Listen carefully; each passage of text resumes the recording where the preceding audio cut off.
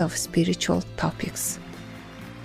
Today we are blessed to present one of these insightful lectures entitled The Undivided Attention and Devotion of Bhakti Practice, Part 4 of 6, on Between Master and Disciples, given in Chinese and English on October 13, 2019 in New Land Ashram, Taiwan, also known as Formosa.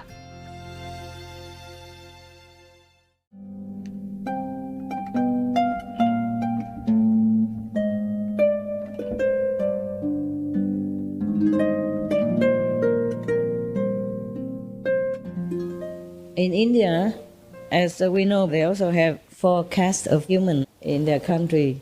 The first is the Brahman, meaning the priest, because they follow Brahma, who is the creator of our 3 worlds, including this.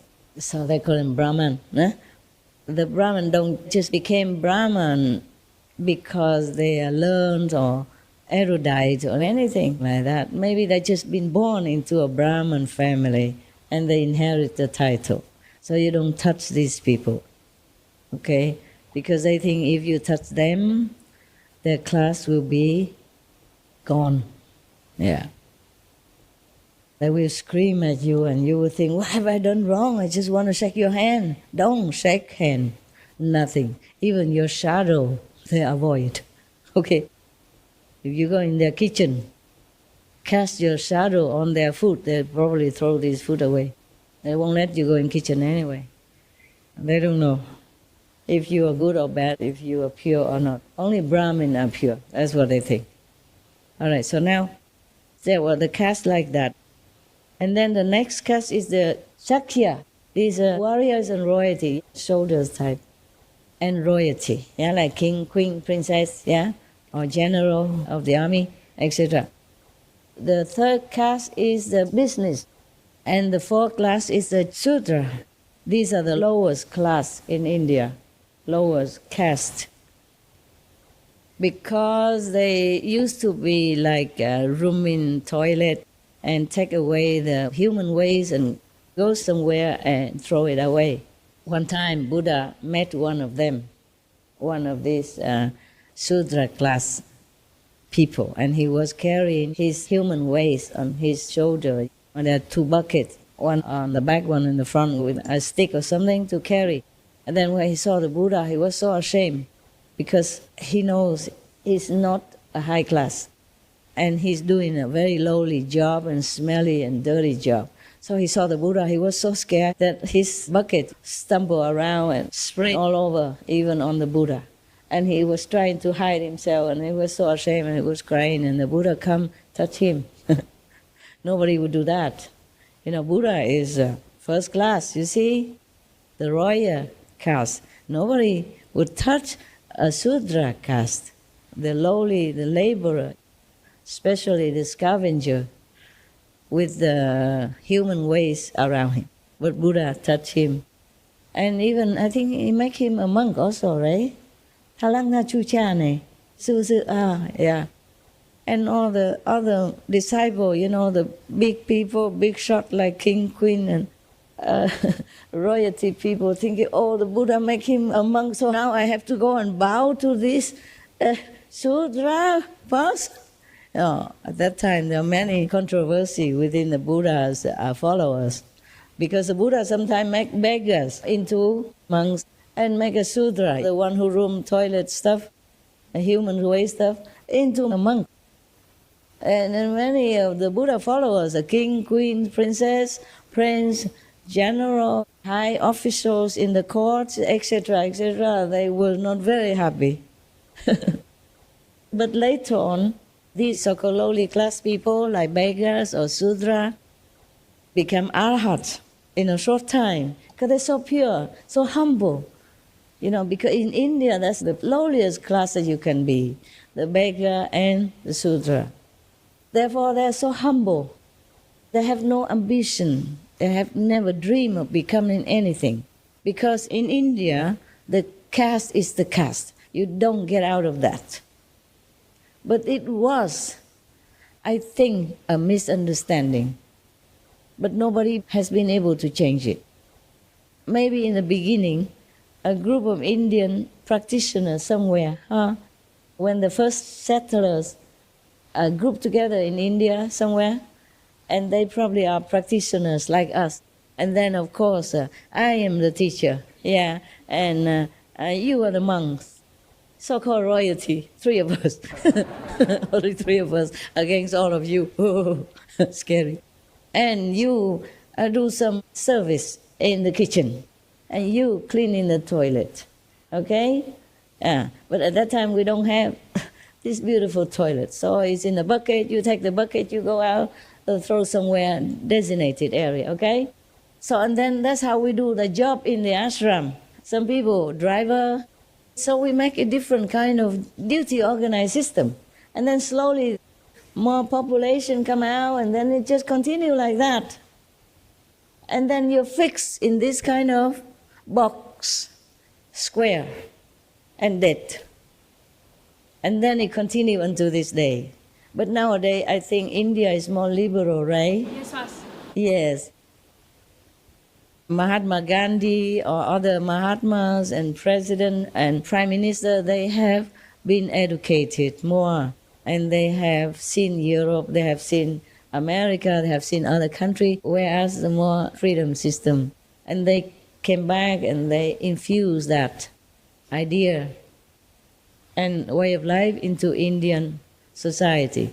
But at my time, when I was in India, I almost get slapped because I tried to help a Brahmin 10 or 12 years ago to carry a bucket for her from the Ganges River. And she screamed and she threw the bucket and she ran away. I said, well, what have I done? What have I done? And the master who told me to meditate 1 week in the middle of the Ganges, he said, don't touch her. Don't talk to her even. She's Brahmin. Then I understood.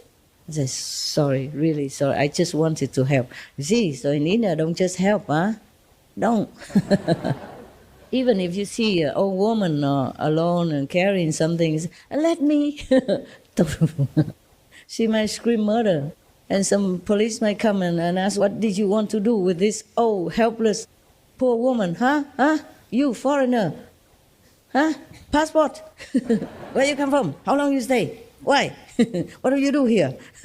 Leave the woman alone. I said, okay, sorry. In America, Europe, or even in Asia, if we see an old woman, old man, we give our seat on the bus for them. We help them hold their hand to go across the street.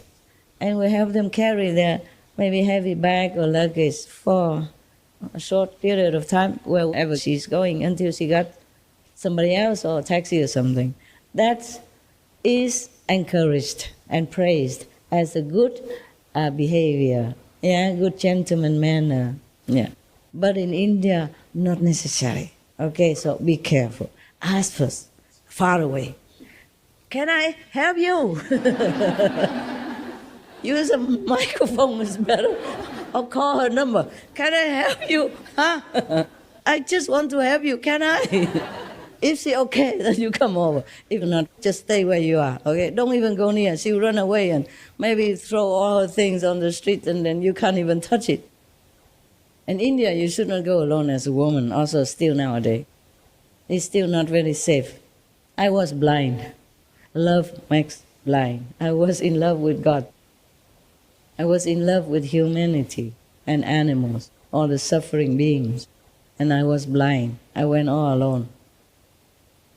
Some little thing do happen, but nothing I couldn't handle. I just tell them I have Kung Fu, for example. I did have Kung Fu. I didn't lie though. I don't know if it's still working with my flapping muscle nowadays, but I had Kung Fu. That's it. Just a little note and I talk so long, Never mind, you love them, right? You love my notes. Yes.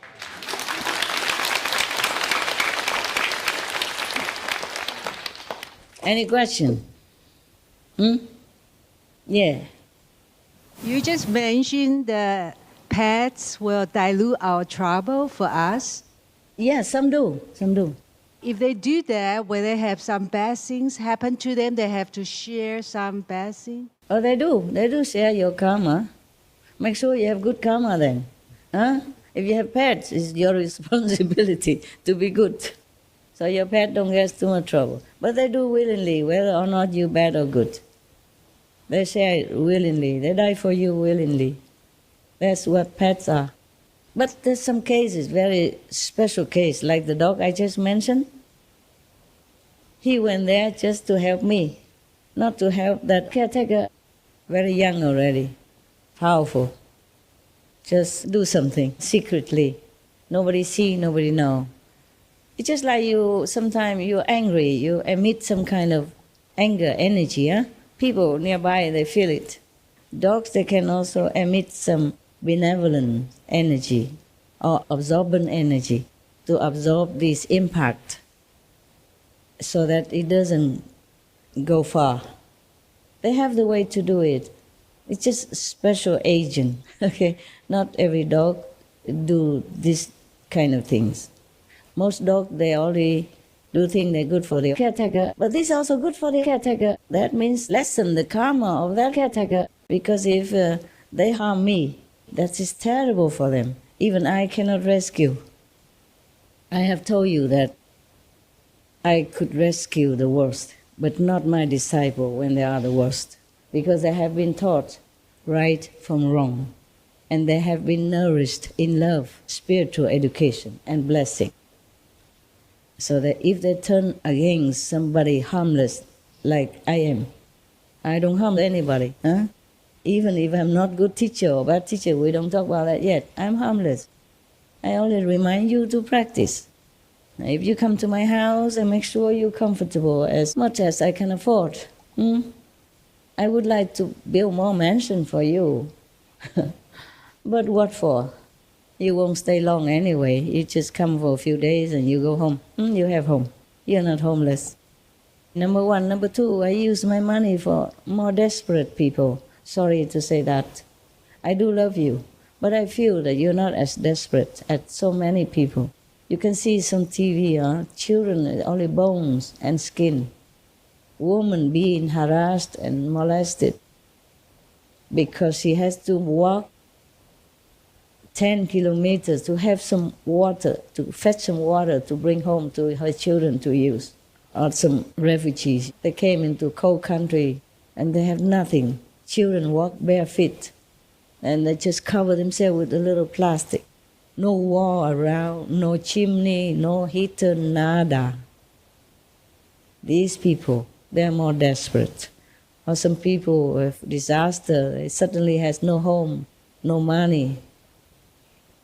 Even if they have credit card, for example, it's gone already with the flood. They cannot prove anything immediately. They're hungry, they're thirsty, they're cold.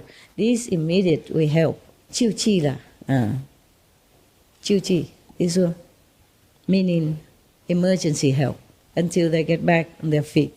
I am not richer than anybody on this planet. I'm not the richest. I'm not even the medium rich. I just give a lot. And then people think I have a lot of money. I do still have. I don't take your money. I don't charm you to do things for me. I just tell you, go out, help others. Nah? You don't give me money. You go out, give to the poor people. Or open restaurant. Help others spiritually as well as physically. Or if you cannot open restaurant because it costs a lot of work and manpower, then you open a small grocery store, vegan. Then it's very good for the world and for other people. Help them to realize vegetarian is easy, something like that.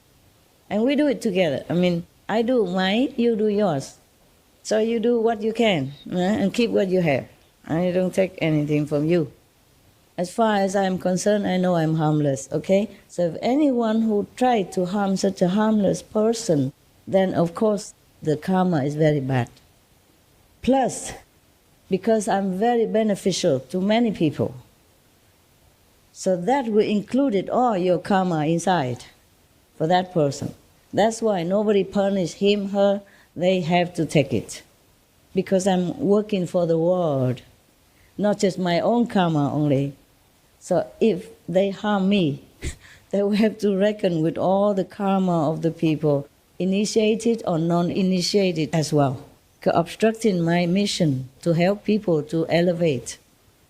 That is the problem, not just my personal physical body. That's why initiates who went against any master are very difficult to redeem. The soul might not be destroyed completely, but it could be encased in a box forever. That is almost like destroyed. You cannot do anything anymore. You're not self anymore. You're finished. No one can help you anymore. You will never remember a name of a Buddha.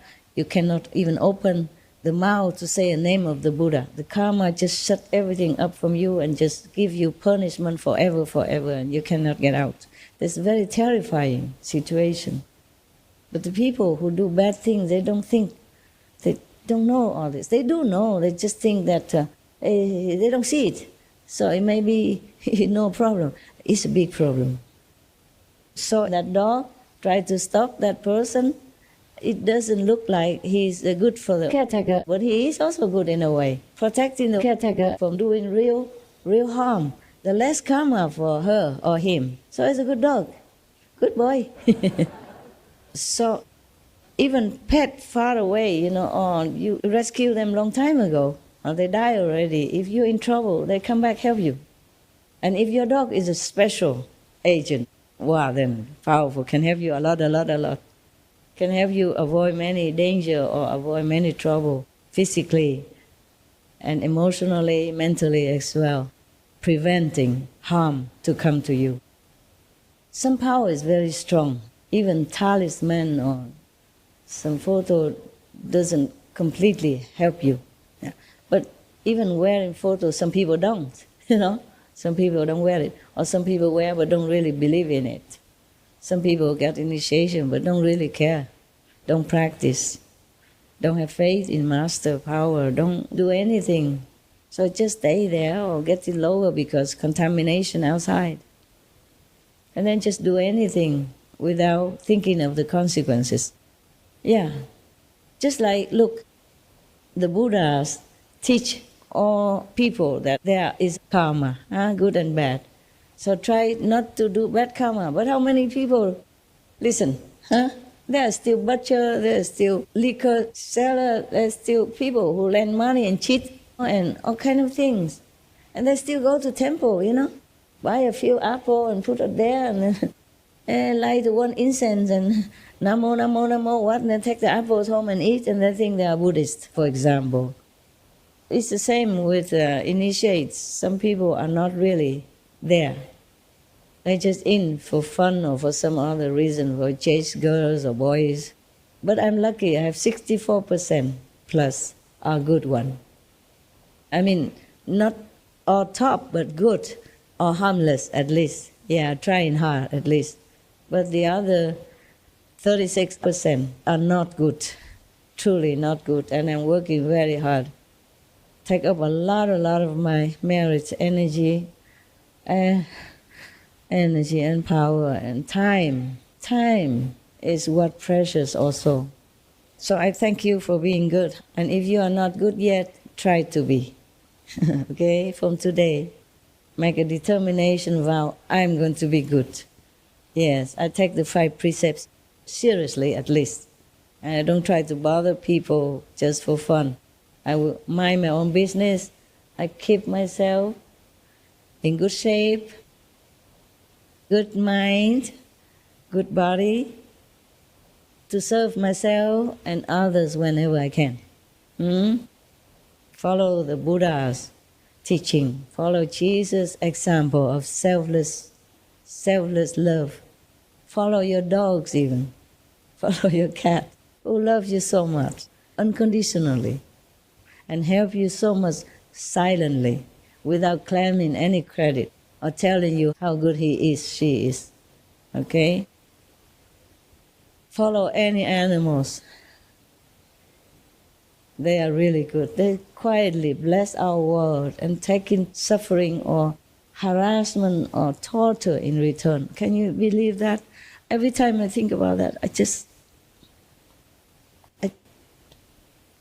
I just cannot bear it. It's so big injustice.